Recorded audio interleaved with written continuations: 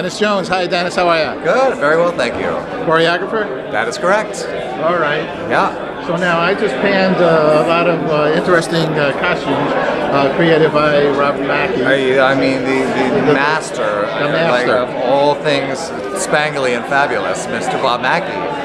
Yes, who's doing the clothes for our show, and I mean, I know that name and those amazing, iconic designs that he's created for like my whole life. I mean, I used to watch the Carol Burnett show with my parents growing up. They would let me stay up for it, and those outfits, that's just like, it's so amazing that he's doing this, because he has both, he has that showbiz kind of glamour thing in spades, but he also has humor in his work, which is like the perfect fit for When Pigs Fly, because Pigs Fly is super showbizy, but it's also super funny. So it's very exciting. There's no doubt about it. He's a master, and I've had the glory to start my career working on Carol Burnett. So oh, no way. In '72, assistant manager of studios in California. Oh, and I just spent the happiest 2 years. I worked on that and other Sonny and Cher and blah, blah, blah. Oh, my goodness. But God, what a way to start in the business. That's right? incredible.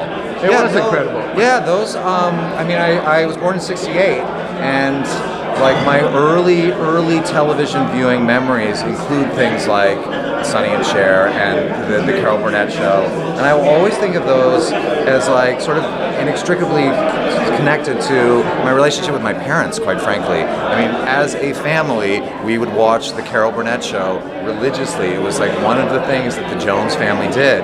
So when I see, you know, reruns of it on TV or stills from some of those great moments, I feel a very like warm feeling towards my family.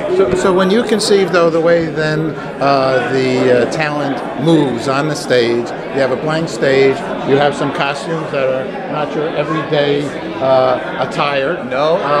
And there's words and songs, you know, all those kinds of things. Then where do you go to start off? Well, I always start with the script. I start with you know, what are the words on the page and what are we actually talking about.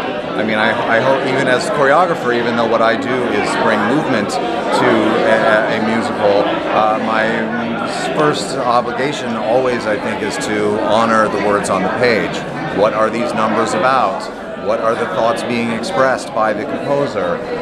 What is the director trying what emotion is he trying to elicit from the audience? And the movement comes out of that. But you know, I met these 5 actors a week ago. We started rehearsal, and I had been through the audition process with them, but I actually did not hold a dance audition. I knew some of them, but there were so many other things in the show that felt more important, the humor, the singing voices, the acting abilities. And I was like, you know what, let's hire the right people. I'm going to get into the room with them, and then we'll see what they do movement-wise. And they've been so fabulous. They've been so great. I mean, their learning curves are different, but what is sort of across the board consistent with these guys is their spirit. I mean, they're just like, they're in this thing. They're just all in at every moment, and so the movement that has come out of that is it's very exciting. It's a great show. 2 last quick questions. Yeah. We're a good news broadcaster, so I ask everybody, what is good news for them? Any aspect of your life, what would be good news? What is good news for me? That we can get full houses at Pigs Fly.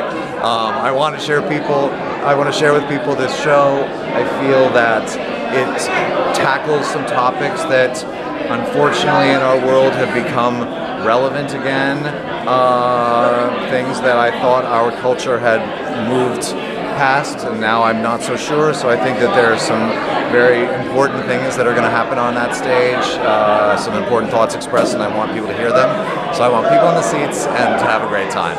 Last question, I think it applies to some of the things you just shared with us as well.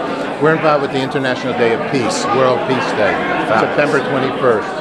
193 countries of the UN agreed to a day of peace. Peace is many things. I've asked thousands of people, what does peace mean to them? If you could say your name again, and what does peace mean to you?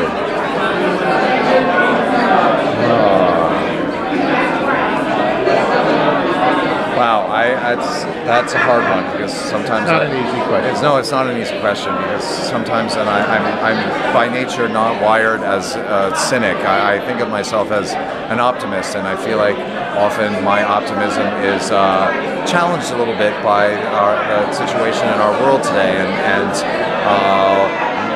is peace actually achievable? And I do not know, and yet it would be, I think, a dream come true. Yeah. Dream bigger. Yes, there you go. Dream bigger. Thanks so much. Thank you.